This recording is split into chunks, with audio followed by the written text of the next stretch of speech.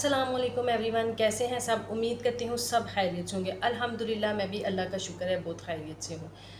आज का जो टॉपिक है वो टाइटल से तो आप समझ ही गए होंगे कि आज का टॉपिक किस टाइटल पे है और इसके प्रिकॉशंस क्या हैं और ये किस तरह होता है और ये क्यों होता है और इससे रिलेटेड आज हम बात करते हैं। कम टू द पॉइंट, हम जल्दी से पॉइंट की तरफ आते हैं ताकि हमारी वीडियो लॉन्ग ना हो। आज का टाइटल है जी विजाइनल इन्फेक्शन इन मानसून। ये जो आजकल मानसून का सीज़न स्टार्ट हुआ है, बारिशें हो रही हैं, चिपचिपाहट है, पसीना बहुत ज़्यादा आ रहा है, स्वेटिंग बहुत ज़्यादा हो रही है। इस मौसम में विजाइनल इन्फेक्शन एक आम डिज़ीज़ है जो कि तकरीबन घर में हर ख़वातीन को हुई होती है। तो मैं सबसे पहले आपको ये बताती हूँ ये होता क्यों है। अच्छा जी, मैं आपको ये बताती हूँ कि ये विजाइनल इन्फेक्शन क्यों होता है। सबसे पहले नंबर पे आ जाता है जैसे डिप्रेशन। डिप्रेशन बहुत ज़्यादा हो, मतलब कि आपकी नींद पूरी ना हो, डिप्रेशन बहुत ज़्यादा हो, आप डिफरेंट सोच रही हो, तो इससे हार्मोनल इम्बैलेंस हो जाता है। हार्मोनल इम्बैलेंस की सबसे मेन वजह जो है ये भी विजाइनल ड्राइनेस का काज बनता है। विजाइनल ड्राइनेस इससे भी होती है, इसलिए और पॉइंट नंबर 2 जो है इससे है कि इरिटेशन स्वेटिंग की वजह से होती है। मानसून सीज़न में आपको पता है स्वेटिंग बहुत ज़्यादा होती है। इधर आप बात लेके आते हैं, इधर आपको स्वेटिंग स्टार्ट हो जाती है। तो जो विजाइनल पार्ट है वो ड्राई नहीं होता। वेट होने की वजह से भी विजाइनल इन्फेक्शन या विजाइनल ड्राइनेस हो जाती है। आजकल जो है बैक्टीरिया और फंगस बहुत जल्दी अटैक कर जाते हैं इस सीज़न में। इस वजह से भी ये आपको प्रॉब्लम फेस करना पड़ सकती है। ये वो टॉपिक है जिससे ख़वातीन जो हैं वो घबराते हुए बात नहीं करती, अपनी गायनी डॉक्टर से बात नहीं करती, घर में किसी से बात नहीं करती। हालांकि ये बहुत सेंसिटिव मसला है जो आप अपनी नियरेस्ट गायनी से भी डिस्कस कर सकते हैं या आप कोई होम रेमेडी भी यूज़ कर सकते हैं। अगर इन केस आपका घर से बाहर जाना नामुमकिन है तो आप होम रेमेडी से भी ये वाली प्रॉब्लम से बच सकती हैं। अच्छा है। इसके बाद जो तीसरा प्रॉब्लम है वो ये है कि आप बाथ लेते हुए कोई सोप या शैम्पू ये वाली चीज़ें भी यूज़ करते हैं, उस वजह से भी ये प्रॉब्लम हो सकता है। या आप कहीं ट्रैवल कर रहे हैं तो उसकी ट्रैवल करने की वजह से आप कहीं बाथ यूज़ करते हैं, बाथ यूज़ करने से भी ये अनहाइजीनिक बाथ यूज़ करने की वजह से भी आपको प्रॉब्लम आ सकते हैं। अपने आप को अनहाइजीनिक रखने से, मतलब कि अगर आपको मेंसेस हैं तो आप पैड बार बार चेंज नहीं कर रहे, उस वजह से भी आपको ये प्रॉब्लम हो सकते हैं। बहुत ज़्यादा डिस्चार्ज होने की वजह से, मतलब जो लकोरिया होता है, बहुत सी ख़वातीन को लकोरिया का प्रॉब्लम भी होता है, उस वजह से भी आपको ये प्रॉब्लम देखने को मिल सकती है। काफ़ी दिनों से ये प्रॉब्लम फेस करना पड़ी थी। स्वेटिंग की वजह से मुझे भी इरिटेशन स्टार्ट हुई थी और उस वजह से मुझे भी ये प्रॉब्लम आया था। तो मैंने सोचा क्यों ना इस टॉपिक को डिस्कस किया जाए। जो ख़वातीन घर से बाहर नहीं जा सकती या इन केस किसी गायनी से कांटेक्ट नहीं कर सकती, वो छोटी होम रेमेडी से अपने आप को इस तरीके से बचा सकती हैं। अब आपको पता है, मैंने आपको बता दिया ये, तो आप इन चीज़ों से कैसे बच सकते हैं। इन चीज़ों से बचने के लिए देखें, सबसे पहले आपने अपने आप को हाइजीन रखना है, आपने अपने आप को नीट एंड क्लीन रखना है। आपने सबसे पहले ये देखना है कि आप वेट क्लॉथ तो नहीं यूज़ कर रहे, मतलब कि पसीने से भरे हुए जो कपड़े हैं उस वजह से भी आपको ये प्रॉब्लम मिल सकती है। अच्छा, मैं आपको ये बता रही थी कि आपने अपने आप को हाइजीन रखना है। अपने जो क्लोथ्स हैं उनको वेट नहीं होने देना, मतलब कि स्वेटिंग की वजह से जो क्लोथ वेट हो जाते हैं आपने फ़ौरन चेंज करना है। एक तो ये बात हो गई। दूसरा आता है कि आपने विजाइनल पार्ट को वेट नहीं होने देना, उसको आपने ड्राई ही रखना है। बाथ यूज़ करने के फ़ौरन बाद आपने किसी बात के सॉफ्ट से टॉवल के साथ आपने उसको हल्का हल्का टैप करके उसको ड्राई करना है। वेट नहीं होना चाहिए क्योंकि वेट वाली चीज़ों पे फंगस और बैक्टीरिया बहुत जल्दी अटैक करता है, जिसकी वजह से आपको ये प्रॉब्लम देखने को मिल सकती है। दूसरे नंबर पे आ गया कि आपने इस मौसम में, तो आपको पता है आजकल जो हालात चल रहे हैं, इस मौसम में तो इतनी जल्दी फंगस अटैक कर जाता है कि आपको समझ ही नहीं लगती कि अब क्या करें, किससे डिस्कस करें।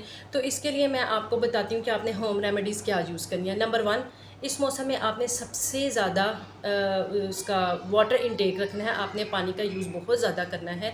ये सबसे ज़्यादा आपने देखना है कि आप दिन में कितना पानी यूज़ करें, क्योंकि आपको पसीना, आपको पता है इस मौसम में पसीना बहुत ज़्यादा आता है, जिसकी वजह से डिहाइड्रेशन हो सकता है। डिहाइड्रेशन होने की वजह से ड्राइनेस आ सकती है। ड्राइनेस की वजह से आपको विजाइनल इन्फेक्शन बहुत जल्दी हो सकता है। इसलिए आपने अपने आप को हाइड्रेटेड रखना है।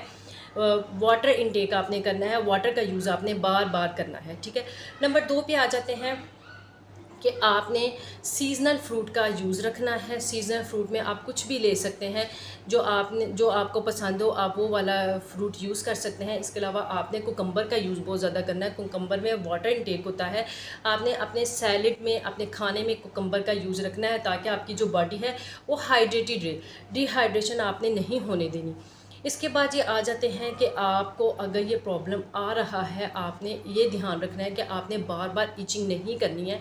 बार बार ख़ारिश का होने की वजह से जो आपकी स्किन है वो डैमेज हो सकती है, आपको ज़्यादा प्रॉब्लम हो सकता है। इसलिए आपने जब भी बाथ यूज़ करना है, बाथ यूज़ करने के बाद आपने विजाइनल पार्ट को ड्राई करना है। ड्राई करने के बाद 1-2 मिनट के बाद आपने उसके बाद पेट्रोलियम जेली आती है, पेट्रोलियम जेली को आपने यूज़ करना है। पेट्रोलियम जेली सबसे बेस्ट वे है क्योंकि ये केमिकल से तैयार नहीं होती, ये नेचुरल इंग्रेडिएंट से तैयार होती है, इसमें केमिकल्स नहीं होते।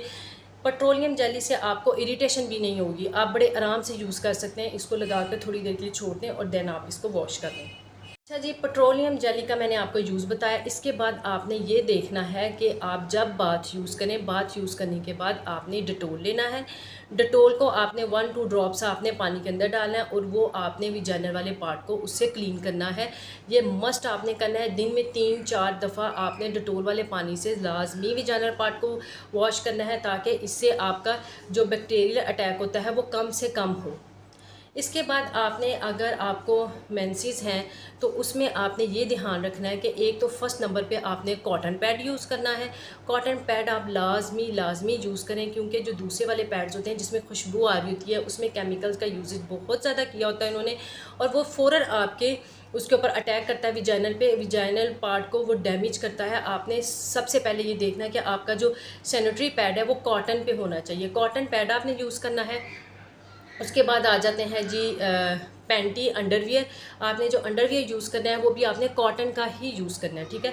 कॉटन अंडरवियर सबसे बेस्ट होता है। आपने वो वाला अंडरवियर यूज़ करना है जिससे हवा पास हो सके इजीली। आपने करना है डिटोल वाले पानी से वॉश करना है, और एक तो ये कॉटन का हो, दूसरा इसको आपने डिटोल वाले पानी से वॉश करना है, और आपने डेली के हिसाब से इसको चेंज करना है ताकि आपको ये वाला प्रॉब्लम देखने को ना मिले जो आपको फेस करना पड़ सकता है इस सीज़न में। और इसके बाद आ जाते हैं एलोवेरा जेल। एलोवेरा जेल जो है वो बेस्ट ऑप्शन है। आप थोड़ी सी क्वांटिटी में एलोवेरा जेल लें, आप विजाइनल पार्ट को वॉश करें, वॉश करने के बाद उसको ड्राई करें, ड्राई करने के बाद आप एलोवेरा जेल उसके ऊपर लगा कर थोड़ी देर के लिए छोड़ दें, ठीक है। इसके बाद आ जाते हैं वेगीसैफ।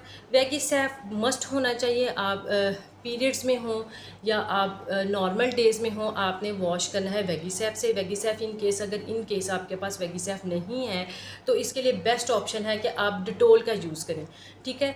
आपने मेंसेस भी हों तो उस टाइम पे भी आपने वेगीसैफ को यूज़ करना है। इसके बाद हैं जी पीरियड्स में अपने आप को हाइजीन रखें, अपने क्लोथ्स को बार बार चेंज करें, पैड को हर 3 या 4 घंटे के बाद चेंज करना लाजमी है। तो इस चीज़ का आपने ध्यान रखना है कि आपने पहले नंबर पे मैंने आपको बता दिया सोप जो है वो नहीं यूज़ करनी, शैम्पू का यूजेस नहीं करना। इसके बाद आपने अगर आपको डिस्चार्ज बहुत ज़्यादा हो रहा है या इचिंग बहुत ज़्यादा हो रही है, आपने वो यूज़ करना है, क्रीम का यूज़ करना है। वो बेस्ट क्रीम है, वो मैंने भी यूज़ की है, वो मेरी तरफ से रिकमेंडेड है। अगर आपको बहुत ज़्यादा प्रॉब्लम मिल रहा है, अगर इन केस आप प्रेग्नेंट हैं तो ये प्रॉब्लम आपको आ रहा है, तो इसके लिए बेस्ट ऑप्शन है कि आप किसी की बात सुने बगैर डायरेक्ट अपनी गायनी की डॉक्टर से डिस्कस करें। गायनी की डॉक्टर ही आपको इस चीज़ का बेहतर सलूशन बता सकती हैं अगर आप प्रेग्नेंट हैं। उम्मीद करती हूँ आपको मेरी आज की वीडियो अच्छी लगी। अगर आपको मेरी वीडियो अच्छी लगी है तो इसको ज़्यादा से ज़्यादा लाइक करें, शेयर करें और मेरे चैनल को सब्सक्राइब करें।